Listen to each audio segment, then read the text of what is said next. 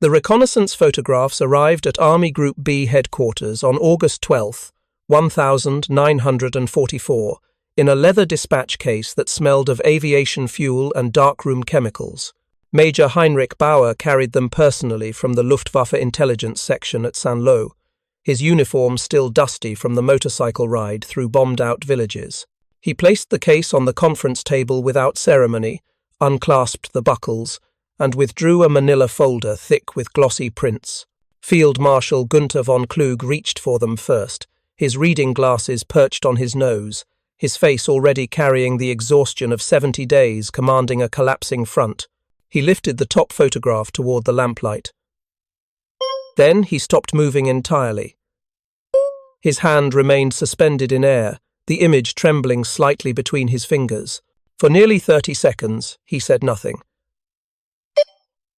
The other officers leaned forward, curious about the silence. "Gentlemen," von Kluge finally whispered, his voice carrying a quality none had heard before, something between wonder and despair. "Come see what we are fighting." The photographs had been taken by a Messerschmitt Bf 109 on a high-altitude reconnaissance sortie, one of the few German aircraft still capable of penetrating Allied air superiority. The pilot had survived long enough to capture 6 exposures over the American rear areas near Bayeux before diving away from pursuing Thunderbolts. The images revealed what German ground commanders had suspected but never fully comprehended. An industrial civilization had been transplanted onto French soil. The first photograph showed a supply depot stretching across what had been farmland. The scale was difficult to process initially. Von Kluge's intelligence officer, Oberst Werner Vogel, placed a ruler against the print and calculated dimensions using the shadows of known structures. The depot covered approximately 4 square kilometers. Row after row of wooden crates formed geometric patterns, each stack precisely aligned, creating corridors wide enough for trucks to navigate. Vogel counted the rows, lost track, started again, and finally gave up at 300 visible lines. "How many tons?" von Kluge asked. Vogel consulted his notes, double-checked his mathematics, then answered with the careful precision of a man who did not believe his own calculations. Assuming standard American packing crates of 50 cubic feet, each weighing approximately 400 pounds when full. Conservatively, Herr Feldmarschall, this single depot contains between 80,000 and 100,000 tons of material. The room absorbed this in silence. Germany's entire 7th Army in Normandy received roughly 1,500 tons of supplies per day when the railways functioned. This single American depot, photographed on a random Tuesday morning in August, held enough material to sustain a German army group for 2 months, and this was merely one depot. The reconnaissance pilot had photographed 3 others, before running low on fuel. General der Panzertruppen Heinrich Eberbach studied the second photograph, which showed vehicle parks. Sherman tanks sat in neat rows, at least 200 visible in this frame alone. They appeared to be awaiting assignment rather than repair. No maintenance crews swarmed around them, no parts were scattered nearby. They simply waited, virgin machines still wearing factory paint, lined up like automobiles at a dealer's lot. Beside them stood rows of trucks, half-tracks, and jeeps. Eberbach counted mechanically, then stopped when he reached 500 vehicles, and realized he had covered perhaps a quarter of the visible area. "Before we jump back in, tell us where you're tuning in from, and if this story touches you, make sure you're subscribed because tomorrow I've saved something extra special for you. They have more vehicles in reserve than we have in our entire order of battle," he said flatly. The third photograph captured fuel storage. Enormous, rubberized bladders, each holding thousands of gallons, sat in revetments protected by earthen berms. Smaller drums were stacked in pyramids that cast long shadows across the French countryside. A pipeline snaked through the image, probably connecting to the coast. Vogel had marked distances on the print, tracing the pipeline back toward the beaches 17 kilometers away. The engineering implied by that single line was staggering, not merely the physical construction, but the planning, the materials, the pumping stations, the refined petroleum traveling through it every hour. Von Kluge removed his glasses and rubbed the bridge of his nose. At 62, he had served through the Great War, commanded armies in Poland, France, and Russia. He understood logistics as well as any officer in the Wehrmacht. An army moved on its stomach, the old axiom went, but it also moved on fuel, ammunition, spare parts, medical supplies, and 1,000 other necessities that never appeared in heroic paintings of warfare. He had watched German supply lines stretch across the endless Russian steppe until they snapped like rotten rope. He had seen brilliant tactical victories rendered meaningless when trucks ran dry and artillery fell silent for lack of shells. But this was something entirely different. This was not scarcity being managed cleverly. This was abundance being organized industrially. The fourth photograph showed a marshalling yard, where supplies were being sorted and loaded. Even from high altitude, the systematic nature of the operation was visible. Trucks queued in one area, loaded from specific stacks, then departed through a separate exit. It resembled a factory production line more than a military depot. Vogel pointed to small figures visible near the truck's soldiers, presumably, though they appeared as mere dots. Using them for scale, he estimated the depot employed at least 5,000 men, just for handling cargo. 5,000 men? Eberbach repeated, slowly, doing nothing but moving supplies from one place to another. Not fighting, von Kluge added, not defending positions, not attacking, simply distributing abundance. The fifth photograph revealed an airfield under construction, not repair construction. Bulldozers had scraped the earth flat. Steel matting was being laid in strips. Fuel trucks clustered near what would become the flight line. In the corner of the image, crated aircraft sat waiting for assembly. The airfield did not yet exist in any operational sense, yet it was already receiving supplies for the aircraft that would eventually use it. The Americans were building forward faster than they advanced. The final photograph was perhaps the most damning. It showed a medical facility, clearly marked with red crosses on white backgrounds. Tents formed neat rows, but these were not the hasty field hospitals German units erected behind the front. These were semi-permanent structures, probably equipped with surgical theatres, X-ray machines, full pharmacies. Ambulances were parked in designated areas. Even the wounded received industrial-scale organization. German medical services were collapsing under the strain of casualties and shortages. American wounded were being processed through what appeared to be a hospital campus. Von Kluge laid the photographs in a row across the table, creating a panorama of American material supremacy. His officers stood around the table, studying the images in the harsh light of the single bulb hanging above. Outside, artillery rumbled distantly, German guns firing the last of their rationed ammunition, perhaps a dozen shells per battery per day. The contrast was obscene. How long, von Kluge asked quietly, have they been capable of this? The depot at Bayeux was photographed 6 weeks ago by a previous reconnaissance flight, Vogel answered. At that time, it was perhaps 1/4 this size. They are expanding it while simultaneously supplying the front. The rate of construction suggests. He trailed off, unwilling to complete the thought. Suggests what, Oberst? Suggests they have more supplies arriving than they can immediately use, Herr Feldmarschall. They are building storage because they have excess. Excess. The word hung in the air like poison gas. The German word was Überschuss, surplus, overflow, abundance beyond need. It was a concept that had ceased to exist in German military planning sometime in 1942. Every shell was counted. Every litre of fuel was allocated with Byzantine complexity. Horses were being used because trucks could not be spared. Soldiers went hungry because rations could not reach them. And here were photographs showing the enemy storing supplies because they had too much to use immediately. General der Infanterie Hans von Funk, commanding the XLVII Panzer Corps, spoke for the first time. His voice carried a bitter edge. I have infantry companies down to 40 men. My panzers average 3 operational. Tanks per company. We are rationing rifle ammunition. And they. He gestured at the photographs with something approaching hatred. They are building warehouses for their abundance. Von Kluge walked to the window and stared out at the darkening Norman countryside. Somewhere out there, American forces were consolidating their breakout from Operation Cobra. Patton's armor was racing east and south, gobbling up kilometers with mechanical veracity. Every advance was fueled by the depots in those photographs. Every attack was supplied from those endless stacks of crates. The tactical situation was deteriorating, certainly, but tactics had ceased to matter. This war was being decided by production capacity, industrial output, organizational efficiency, all the unglamorous factors that German military theory had traditionally subordinated to operational brilliance and fighting spirit.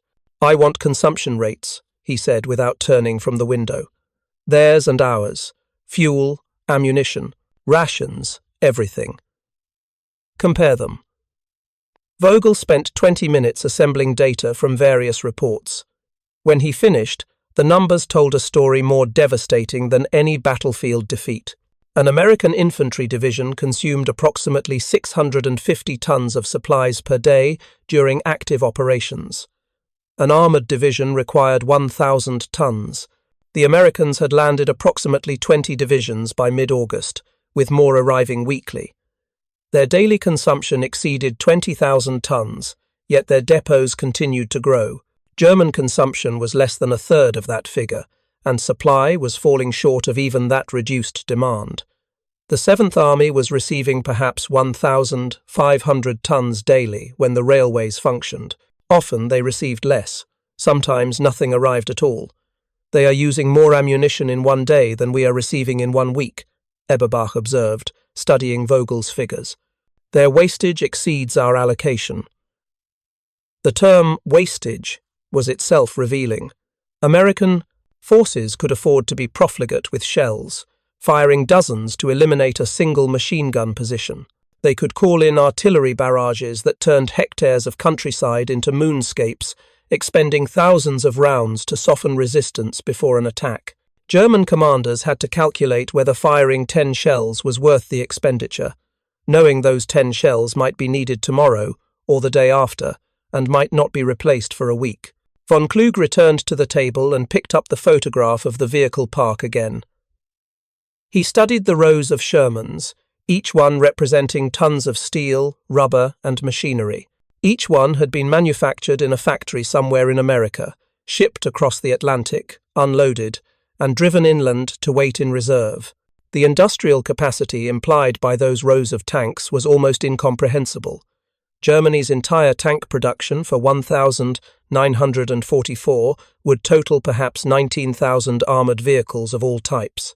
This single photograph showed perhaps 5% of that year's production sitting idle in one field in France. "Gentlemen," von Kluge said slowly, arranging his thoughts with visible effort, "I need you to understand what these photographs represent. This is not merely a question of us having less than the enemy. That is normal in warfare. The defender typically has fewer resources than the attacker. What we are seeing here is a categorical difference in capacity." He pointed to the main depot photograph. "This depot alone contains more supplies than we have received in Normandy since June 6th. One depot. The pilot photographed 4 similar installations, and intelligence suggests there are at least a dozen more we have not yet located. The Americans have built a parallel economy on French soil. They are not sustaining their army from distant bases. They have made France itself into a base."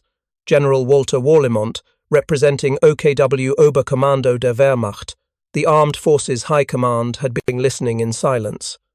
He was not part of Army Group B's staff, but had been sent from Berlin to assess the situation.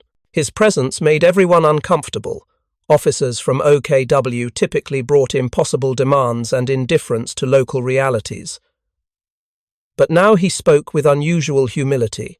"Field Marshal, I need these photographs sent to Berlin immediately. The Führer must see them." Von Kluge's laugh was short and bitter. "The Führer will see them and order us to fight harder. He will speak of will and determination. He will invoke Frederick the Great and the miracle of the House of Brandenburg.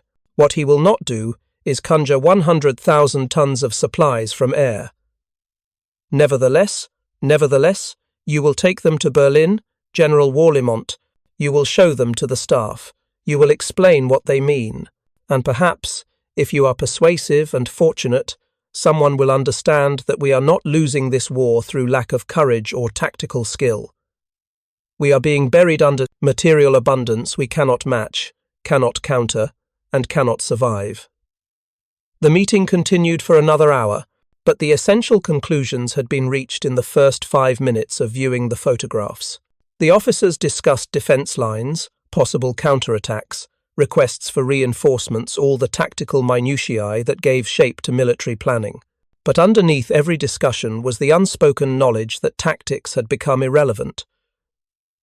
You could not outmaneuver an enemy who could replace losses faster than you could inflict them, who could attack simultaneously along an entire front because they had enough ammunition to fire everywhere at once, who treated vehicles as disposable items because more were always arriving. As the meeting concluded and officers dispersed to their units, von Kluge kept one photograph for himself, the image of the main supply depot, with its geometric rows of crates stretching toward the horizon. He placed it in his desk drawer, not because he needed to study it further, but because it served as a talisman of a certain kind of truth.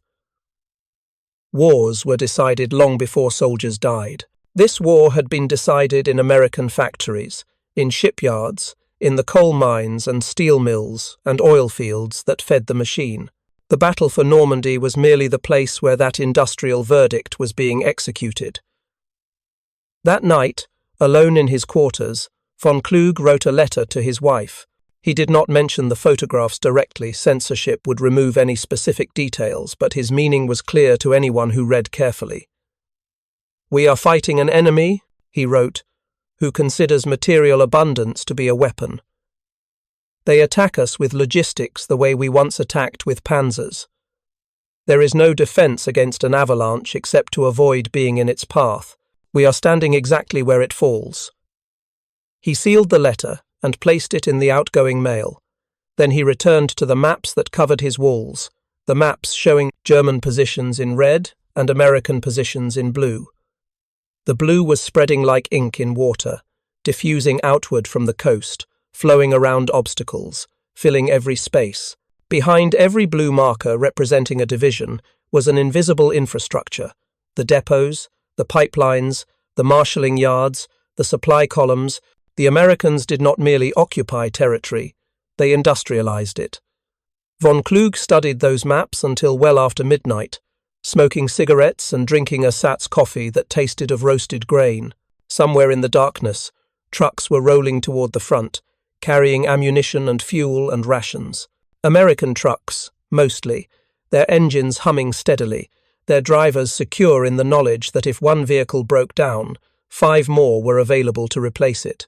German trucks, the few that still ran, moved in spurts and stops, hoarding fuel, praying to reach their destinations before a fighter bomber found them. The photographs had revealed what soldiers on the ground had sensed but not fully grasped. This was not a battle between armies. It was a collision between industrial systems, and one system was simply orders of magnitude more powerful than the other. Germany had mobilized brilliantly for war, extracting every possible ton of production from its economy. But America had mobilized casually, almost carelessly, and still produced 5 times as much. The gap was not closable through efficiency or determination or tactical genius. It was a fundamental disparity in capacity, and capacity was destiny. When von Kluge finally extinguished his lamp and lay down for a few hours of sleep, his last thought was of those rows of crates in the photograph. Somewhere in those crates were the bullets that would kill German soldiers next week. Somewhere in those fuel drums was the gasoline that would power the tanks that would break through the next defensive line. Somewhere in those stacks of supplies was the material certainty of defeat. Not today, perhaps not next month, but inevitably. Mathematics did not lie. Logistics did not care about courage. The war would continue for many more months. Men would die bravely. Units would fight with skill and desperation. History would record the tactical details of battles won and lost, but the strategic outcome had been determined before the first shot was fired in Normandy, determined in the factories and shipyards of a nation that treated war as an industrial problem to be solved through production. The photographs merely made visible what had always been true. Germany was fighting not just an army but an economy, and economies, like avalanches, could not be stopped by bravery alone. The photographs reached Berlin on August 15, 1944, carried in General Warlimont's briefcase during a flight that dodged Allied fighters and landed at Tempelhof just after dawn. By noon, they were spread across a conference table in the Reich Chancellery, arranged in the same panoramic sequence von Kluge had used in Normandy. Gathered around them were men whose names carried weight in German military history. Field Marshal Wilhelm Keitel, Chief of OKW, Colonel General Alfred Jodl, Chief of Operations, General Heinz Guderian, recently appointed Chief of the General Staff, and a dozen other senior officers whose combined service represented centuries of military experience. What they saw in those photographs broke something fundamental in their professional understanding of warfare. Jodl examined each image methodically, using a magnifying glass to study details that grew more troubling the closer he looked. He was a precise man, an officer who dealt in facts and logistics rather than rhetorical flourishes. His reputation was built on his ability to translate operational requirements into supply schedules, movement orders, and administrative coordination. He understood, perhaps better than anyone else in the room, the mathematical relationship between material and victory. And these photographs represented mathematics that made victory impossible. "The depot at Bayeux," he said, his voice carefully neutral, "contains more ammunition than we currently have stockpiled in the entire Western Theatre. Not more than we are using, more than we possess." Keitel, standing at the head of the table, nodded slowly. He was often dismissed by other officers as a yes-man to Hitler, but his long career had taught him to recognize existential threats. "Continue, General." "The vehicle park shows approximately 500 tanks and perhaps 2,000 trucks. This is in one reserve area. Intelligence estimates the Americans have at least 15 similar concentrations. That suggests reserve strength of 7,500 armored vehicles and 30,000 trucks that are not currently engaged. For comparison, our entire armored reserve for the Western Front consists of perhaps 800 tanks, many of which lack fuel to move more than 50 kilometers. Guderian interrupted, his gravelly voice cutting through Jodl's recitation. "Spare me the inventory, Alfred. What does it mean operationally?" Jodl set down the magnifying glass and looked directly at Guderian. The two men had clashed before Guderian was a combat commander who thought in terms of maneuver and shock, while Jodl was a staff officer who thought in terms of tonnage and railway schedules. But now Jodl's answer carried no trace of their usual friction. "It means, Herr Generaloberst, that we cannot win an attrition battle. Not in Normandy, not anywhere in the West. The Americans can trade material with us at ratios that favor them 10-1, and their supply system will outlast ours. Every tank we destroy, they replace with 3. Every position we force them to bombard, they level with ammunition expenditure we cannot match. We are fighting an enemy who has industrialized warfare beyond anything in military history."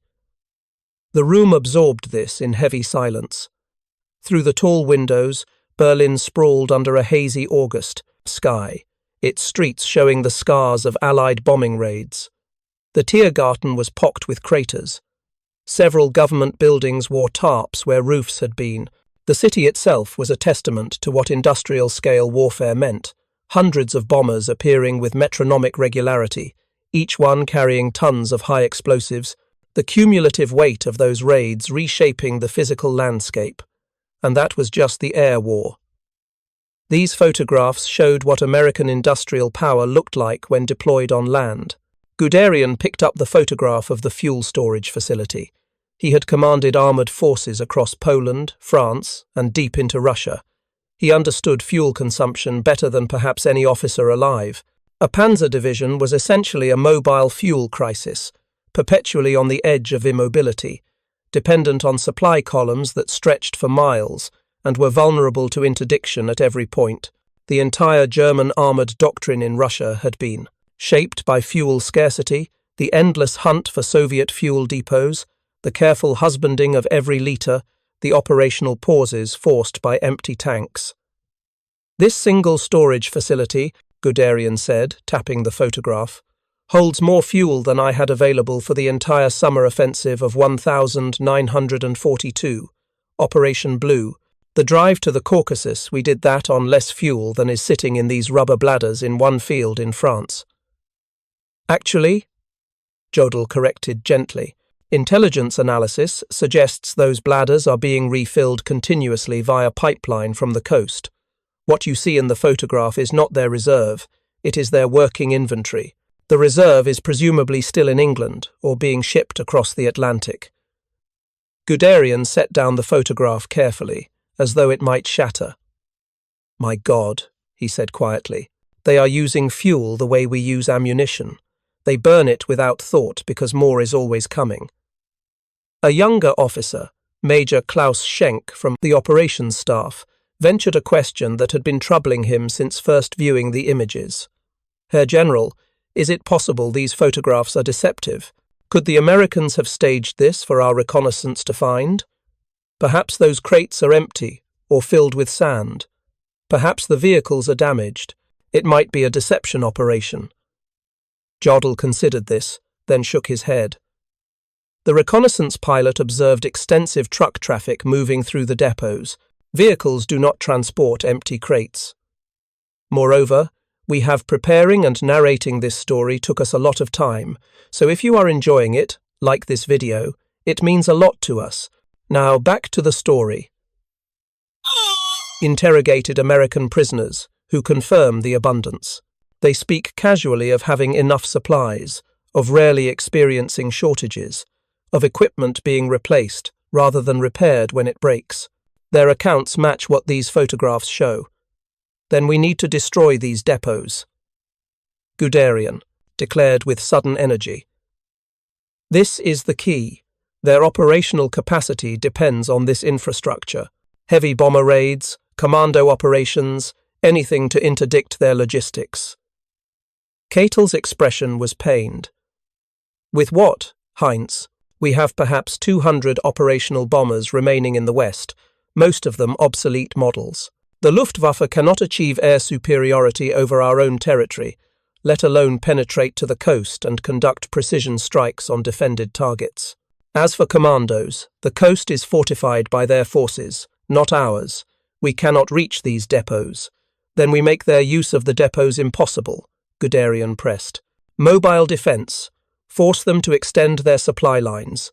Attack their columns between the depots and the front. Make them pay for every kilometre they advance.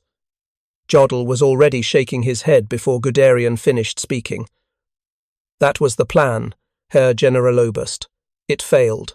They extend their supply lines by building new infrastructure behind their advance. Look at this photograph. He pulled out the image of the airfield under construction.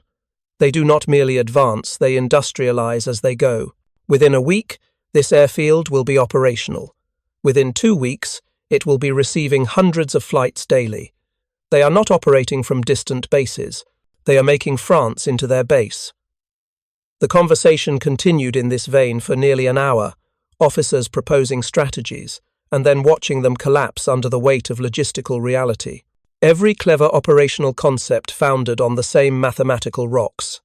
The Americans had more, they used more, they wasted more, and they still had reserves.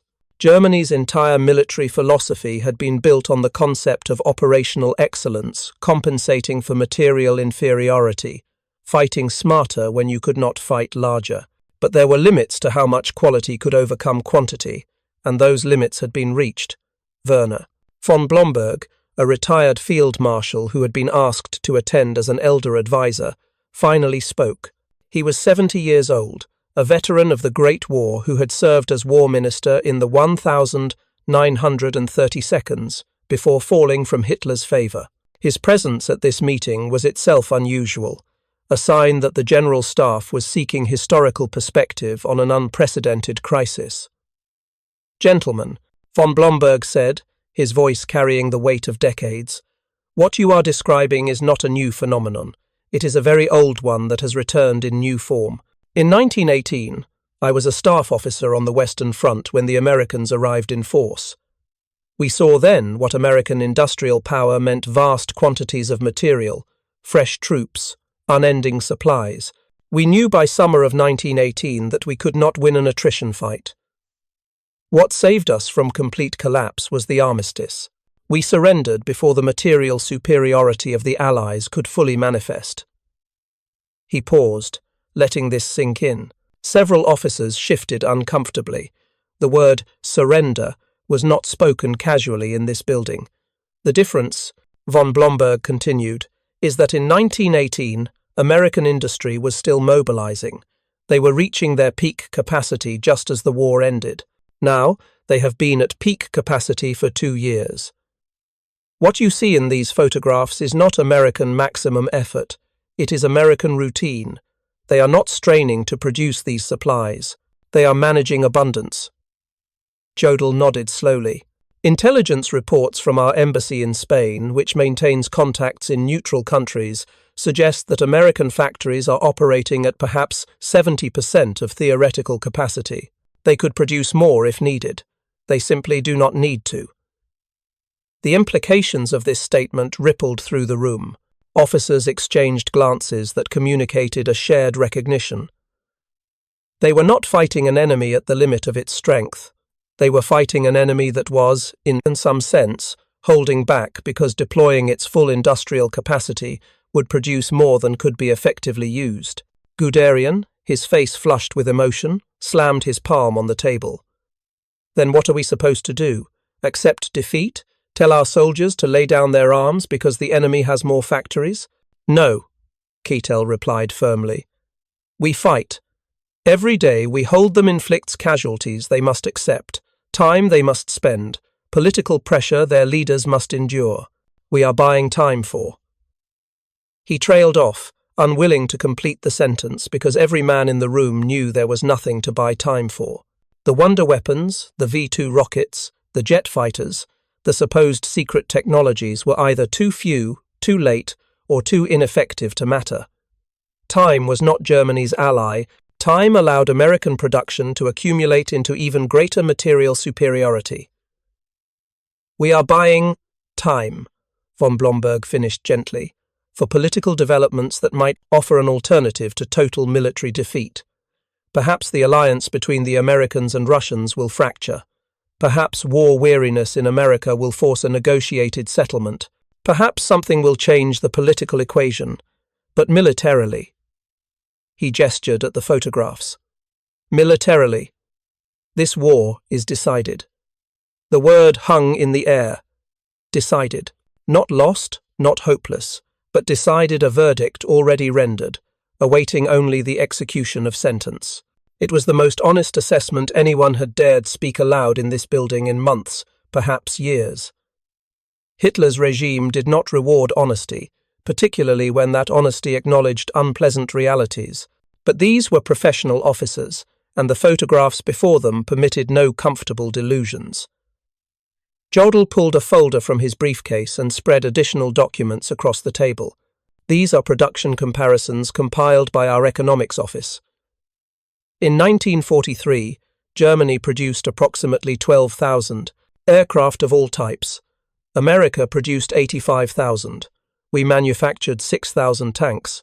They manufactured 29,000.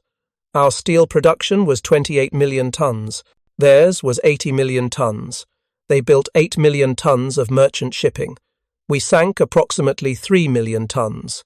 They gained 5 million tons of capacity while simultaneously supplying their armed forces." He continued through the statistics, each number driving the point deeper. Germany was fighting well, efficiently, skillfully, with remarkable determination given the circumstances. But Germany was fighting an economy that could afford to fight poorly and still win through sheer volume. Every German soldier killed was a significant loss from a manpower pool that was nearly exhausted. Every American soldier killed was a tragedy for his family, but a negligible impact on overall force strength, because there were always more men available, more equipment to arm them, more ships to transport them. The mathematics, Jodl concluded, are unambiguous. We cannot trade casualties with them. We cannot trade material losses. We cannot sustain the current operational tempo. Every week that passes tilts the balance further against us, because their replacement rate exceeds their loss rate, while ours does not. Major Schenk, still trying to find some thread of hope in the analysis, asked, could we shift to a defensive strategy? Fortify a line, make them pay for every metre, turn France into a bleeding ulcer that drains their will to fight? That was Verdun in 1916, von Blomberg replied. The strategy worked then because both sides were roughly equal in industrial capacity. We bled France, but they bled us equally. Here, we would bleed them negligibly while they ground us to nothing. Look at this photograph. He pointed to the medical facility. They are treating wounded at industrial scale. They can accept casualties because their medical system returns men to service efficiently, and because they have millions more in reserve. We are accepting casualties we cannot afford because our medical system is collapsing and our manpower is exhausted. Guderian stood abruptly and walked to the window, staring out at Berlin's scarred landscape. His career had been built on mobile warfare, on the belief that speed and aggression and operational brilliance could overcome static defences and numerical superiority. He had proven that theory in Poland and France, but Russia had taught him the limits of operational art when confronting truly vast resources. And these photographs showed that the Americans had Russian-scale resources combined with German-level organizational skill. So we are having this conversation, he said without turning around, to reach a consensus that we cannot win. We are having this conversation, Keitel corrected carefully, to ensure that our operational planning reflects reality. There is a difference between acknowledging that we cannot win and choosing how we continue to fight. We can make this costly for them. We can ensure that when the final settlement comes, Germany is not utterly destroyed. But we cannot do those things if we base our plans on fantasies about wonder weapons or miraculous reversals. The meeting continued for another 2 hours, but the tone had shifted fundamentally. Officers were no longer proposing strategies for victory. They were discussing tactics for managed decline, how to conduct fighting retreats, where to establish defensive lines that could be held long enough to allow civilian evacuations, how to preserve army units as coherent forces, rather than allowing them to be destroyed piecemeal. It was the kind of planning that would have been considered defeatist weeks earlier, but the photographs had made such planning necessary. As the meeting concluded and officers began filing out, Jodl remained at the table, studying the photographs one final time. Von Blomberg stayed with him, the two men standing in silence over the images of American material supremacy. In 1918, von Blomberg finally said, "I remember the moment I knew we had lost. It was not a battle.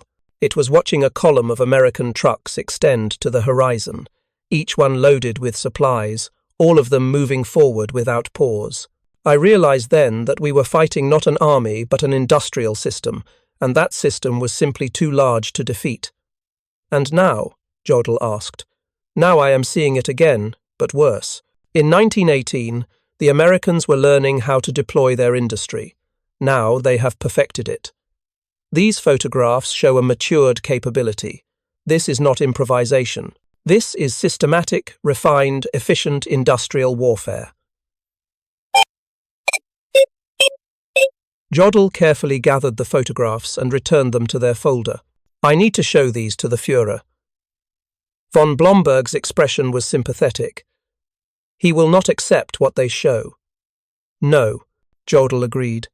"He will order us to fight harder, to believe more fervently, to trust in destiny. But I must try, perhaps if he sees." He did not complete the thought. Both men knew that Hitler's relationship with reality had become increasingly tenuous, that the Führer's strategic decisions were now driven more by ideology and wishful thinking than by military analysis. That evening, Jodl presented the photographs at the Führer's daily briefing. The session lasted 4 hours and was, by several accounts, one of the most difficult of the entire war. Hitler initially dismissed the photographs as fabrications or clever deceptions. When Jodl presented corroborating evidence from prisoner interrogations and signals intelligence, Hitler shifted to arguing that American material superiority did not matter because German soldiers were superior in spirit and skill. When Jodl tried to explain that skill could not overcome 5-to-1 material disparities indefinitely, Hitler flew into a rage, accusing the General Staff of defeatism and cowardice.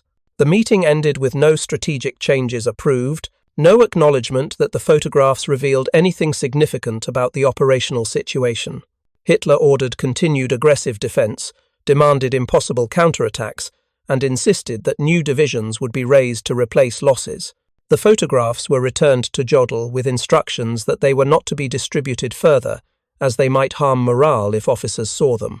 Jodl returned to his office near midnight, exhausted and discouraged.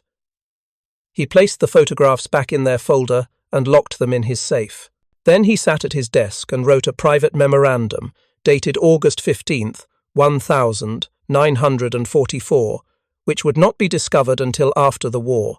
Today I showed the Führer photographs that prove beyond question that we are fighting an enemy whose material resources are effectively unlimited by the standards of this war.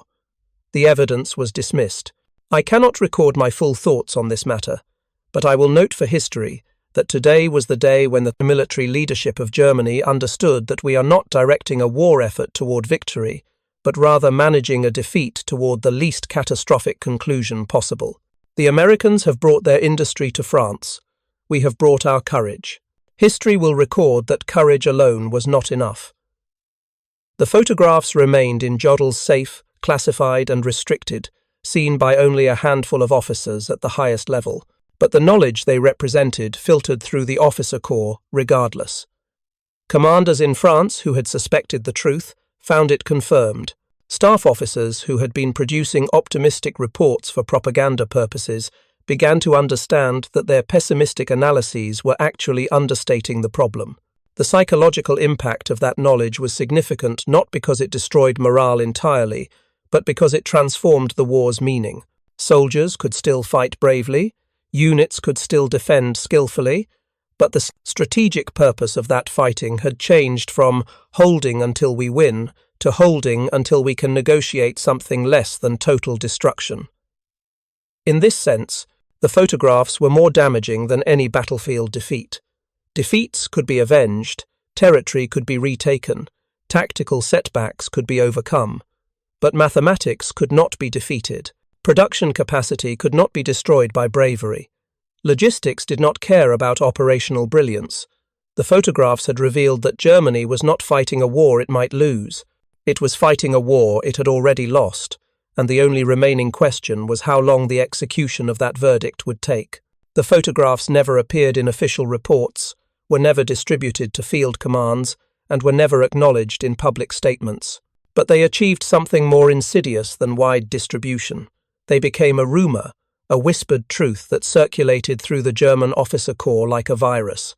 By late August 1944, officers across the Wehrmacht were speaking in careful euphemisms about the photographs from Normandy that supposedly proved American material superiority was insurmountable.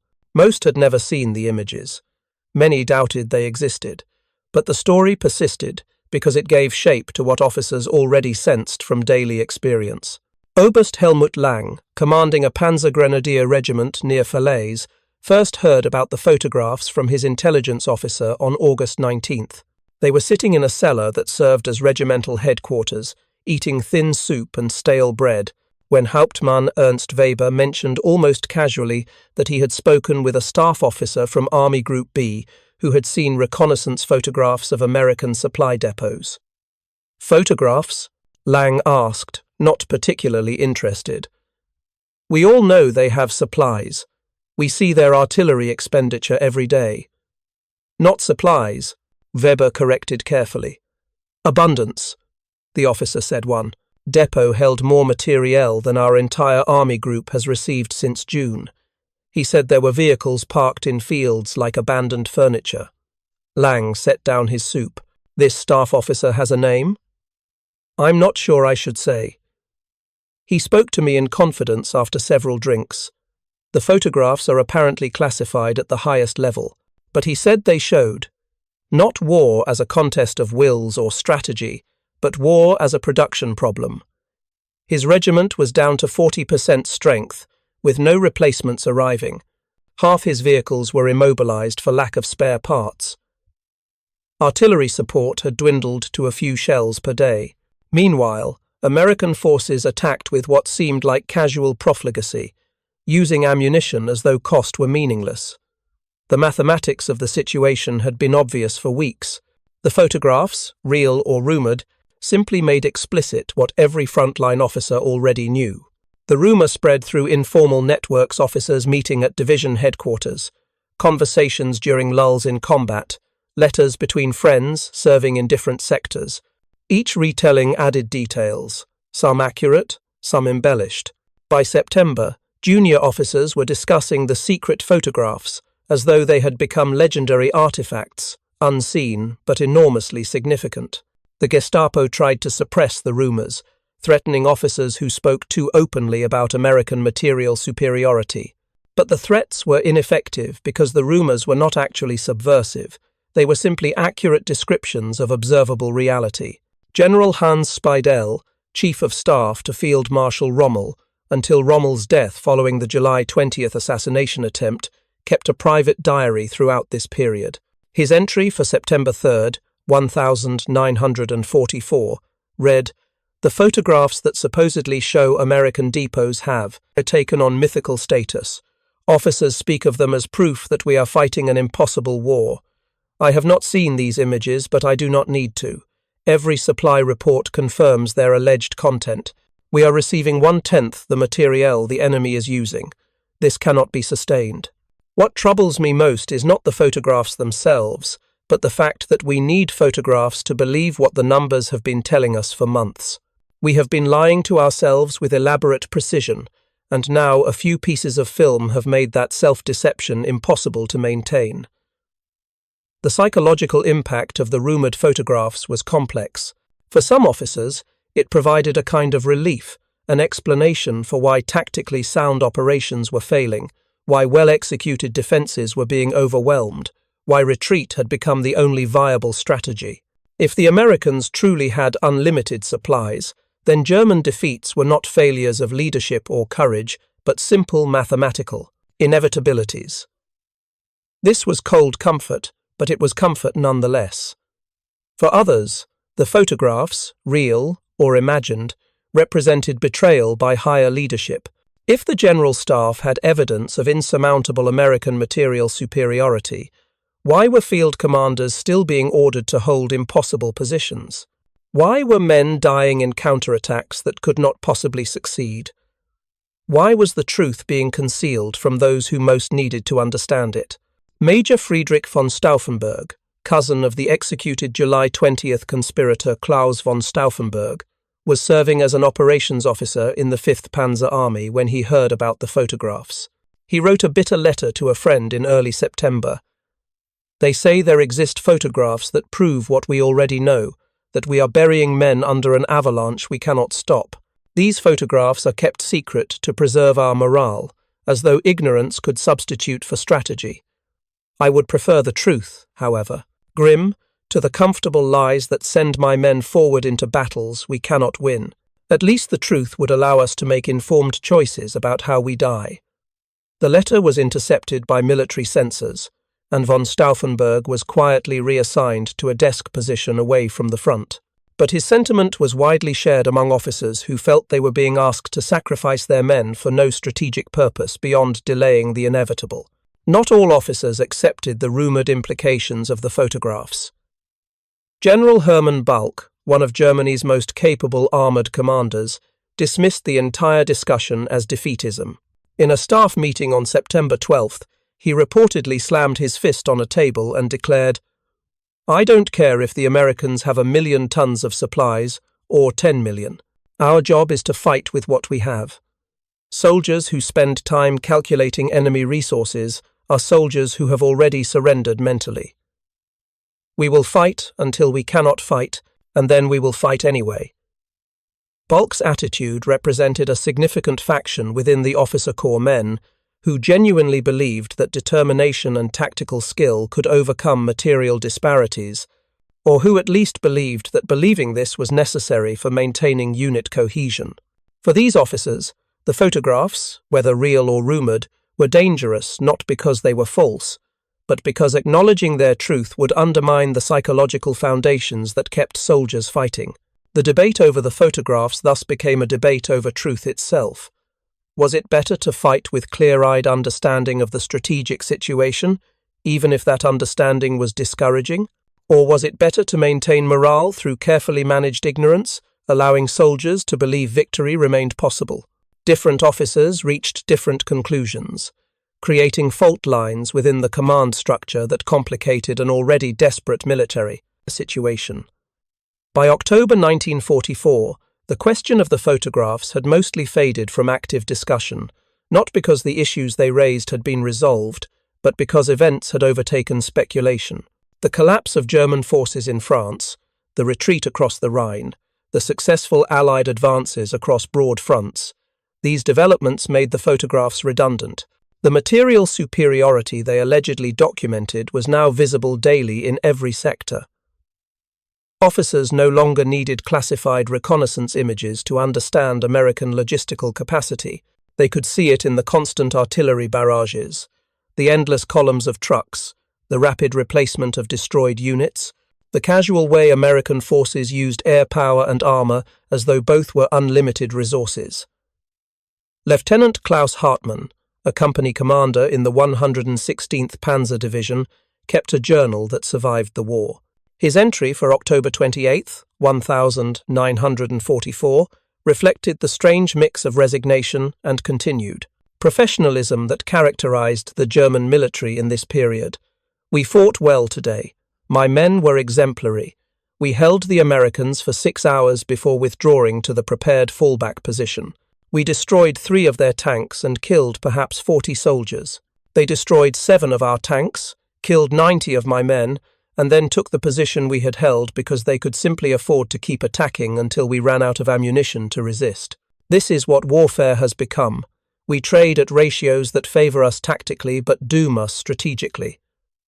I heard once about photographs that supposedly showed American supply depots stretching to the horizon. I don't know if those photographs exist, but I know that whether or not someone photographed those depots, the depots themselves are real. We are fighting their inventory. It is a battle we cannot win. The photographs themselves, the actual physical prints that Jodl had locked in his safe, remained classified throughout the war. After Germany's surrender, American intelligence officers discovered them during the capture of OKW archives. The images were analyzed, catalogued, and eventually filed in military intelligence records, where they remained largely forgotten. Historians occasionally encountered references to them in memoirs and diaries, but the photographs themselves were rarely reproduced or studied. In the decades after the war, several officers who had seen the photographs or heard about them wrote memoirs that discussed their impact. Field Marshal Erich von Manstein, in his memoirs published in 1955, mentioned them obliquely. By late summer 1944, certain photographic evidence made clear to the General Staff that American material resources exceeded anything in our historical experience. These images were not widely distributed, but their implications filtered through the command structure. We understood that we were facing an enemy who had industrialized warfare to a degree that made traditional military calculations obsolete. One does not defeat a factory with a rifle, no matter how skilled the rifleman. General Hans Spadel's post-war writings were more explicit. He described the photographs as the moment when the German High Command's self-deception could no longer be sustained by rhetoric or ideology. We saw with our eyes what the mathematics had been telling us, that we were fighting an economy, not merely an army, and that economy was orders of magnitude larger than our own. But perhaps the most revealing assessment came from General Walter Warlimont in his 1962 memoir, Inside Hitler's Headquarters. Warlimont had been the officer who personally carried the photographs from Normandy to Berlin, and he reflected on their significance with the perspective of nearly 2 decades. Those photographs should have ended the war in August 1944. Not militarily, armies do not surrender because of reconnaissance images, but psychologically. They should have forced a recognition that further resistance was futile, that every day of continued fighting was simply adding to the casualty lists without changing the strategic outcome. But wars are not fought rationally, and regimes like Hitler's cannot acknowledge facts that contradict their ideological foundations. So the photographs were hidden, the war continued, and hundreds of thousands died in battles that could not alter the war's conclusion. The photographs showed us the truth in August. We did not accept that truth until May 1945, and the cost of that denial was catastrophic. The story of the photographs illustrates a broader truth about World War II in Europe. Germany was not defeated by any single battle or campaign, but by the cumulative weight of Allied and particularly American material superiority. The photographs from Normandy simply made visible what had always been true. Wars between industrial nations are decided by production capacity as much as by battlefield skill. Germany fought with courage, tactical excellence, and operational sophistication. But Germany fought an enemy who could afford to fight poorly and still win through sheer volume of materiel.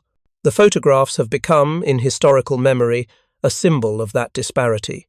They represent the moment when German officers confronted incontrovertible evidence that their war was lost, not through any failure of their own, but through the simple mathematics of production.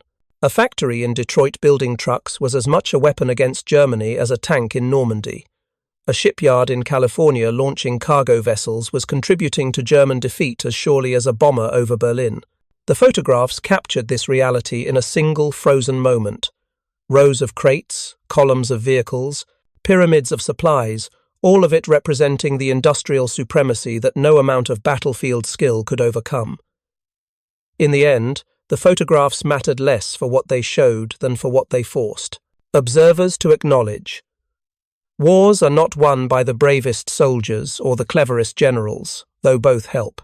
Wars are won by the side that can sustain operations longer, replace losses faster, and deploy resources more effectively. The Americans had created a system for doing all three at scale, and they had photographed that system working. German generals looked at those photographs and saw their defeat, not in the future tense but in the past tense, something that had already happened, that was simply taking time to become fully manifest. The war would continue for 8 more months after the photographs reached Berlin. Millions more would die. Cities would be destroyed. Entire populations would be displaced. But the strategic outcome had been determined long before, determined not by battles but by production figures, not by tactics but by factory output, not by courage but by logistics. The photographs merely documented that determination. They were, in that sense, not images of American strength, but images of inevitability, the visual record of a war that mathematics had already decided.